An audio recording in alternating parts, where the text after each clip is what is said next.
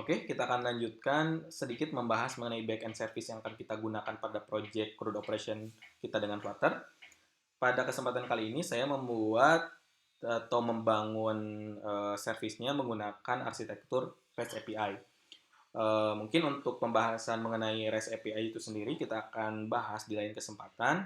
Namun pada kesempatan kali ini kita akan fokus bagaimana si backend service ini menangani request maupun response ketika kita melakukan CRUD operation dengan Flutter. Pada file handler ini saya memiliki 4 buah handler untuk menangani request maupun response pada service-nya, di mana dokumen atau format dokumen yang digunakan yaitu berupa JSON ya. Jadi untuk flow-nya di mana Flutter akan mengirimkan data melalui service ini, kemudian service ini bertugas untuk menyimpan data tersebut ke database seperti itu. Jadi pada file request ini artinya data yang dibutuhkan atau data yang akan diterima oleh service ini harus memenuhi dokumen seperti berikut dengan key-nya seperti name, email, dan sebagainya. Di mana data yang dikirimkan oleh Flutter akan divalidasi terlebih dahulu. Nah, apa saja yang dilakukan service untuk melakukan validasinya? Mungkin untuk semuanya saya set untuk required, artinya si Flutter harus mengirimkan data, nama, email, dan sebagainya ya, sampai customer type ini. Jika ada salah satu yang tidak dikirim oleh Flutter, maka akan dilakukan validasi, kemudian jika tidak lolos ya tadi tidak menyertakan salah satu datanya, itu akan ditolak atau gagal disimpan ke database. Dengan artian tidak lolos validasi seperti itu. Namun ada beberapa data yang dilakukan validasi lanjutan seperti email yang harus bertipe email, seperti contoh mungkin harus memuat data berupa email seperti iqbal@domain.com seperti itu. Kalau misalkan tidak mengikuti format email, itu juga akan dilakukan validasi ya, akan gagal atau tidak lolos validasi. Kemudian ada juga latitude dan longitude yang berupa numerik, di mana ketika Flutter mengirimkan data ke service-nya berupa string, itu juga akan ditolak atau tidak lolos validasi seperti itu.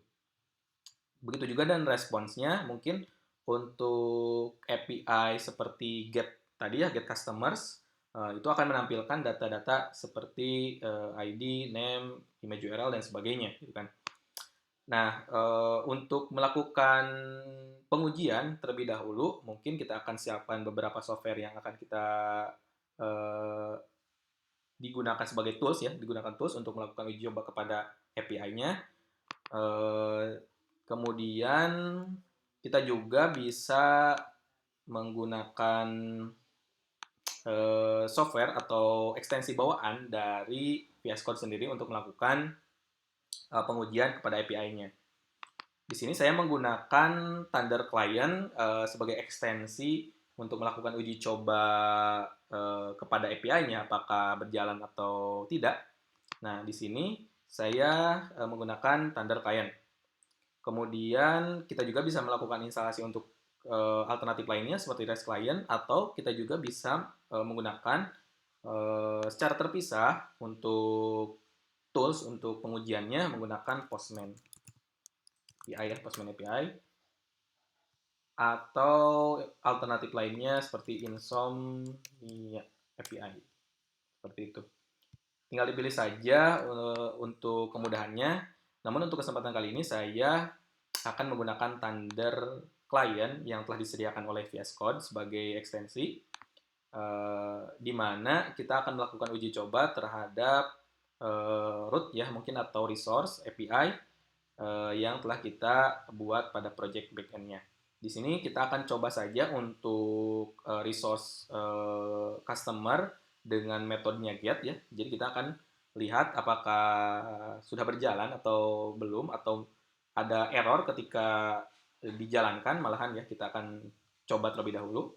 Kita buat saja request, kemudian kita ketikkan URL-nya localhost, diikuti dengan portnya, titik 2 portnya, tadi kita setnya di 1323 ya.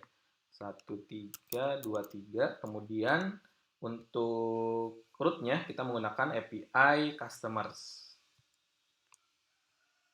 API customers. Oke. Kita tekan tombol send, kemudian akan mengembalikan data seperti berikut. Data ini berupa list ya. Kalau kita lihat ada kurung siku ini biasanya akan memuat banyak data.